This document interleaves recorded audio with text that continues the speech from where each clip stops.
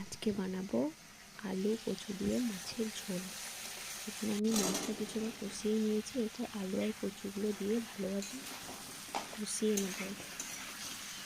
এখানে মশলার মধ্যে আছে পেঁয়াজ, আদা, রসুন।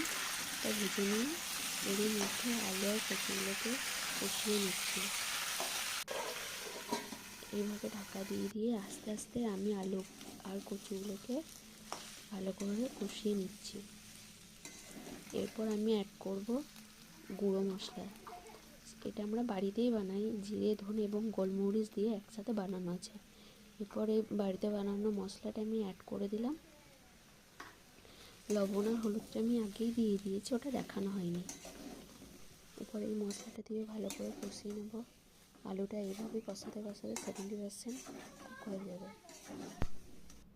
এভাবে কষানো হয়ে গেছে। এরপর আমি গোটা কাঁচা লঙ্কা দিয়ে আর একটু নেড়ে নিয়ে এরপর যতটা পরিমাণে আমাদের ঝোল লাগবে ততটা জল দিয়ে দেবো। এরপর জলটা দেওয়ার পর মাছগুলোকে দিয়ে দেব। মাছগুলো সব দেওয়া হয়ে গেলে এরপর ঢাকা দিয়ে ঝোলটা ফোটার জন্য অপেক্ষা করব।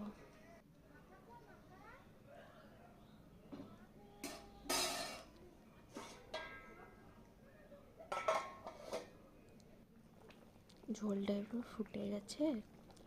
এরপর ধনেপাতা দিয়ে তারপর আমি ঝোলটা নামিয়ে নেব।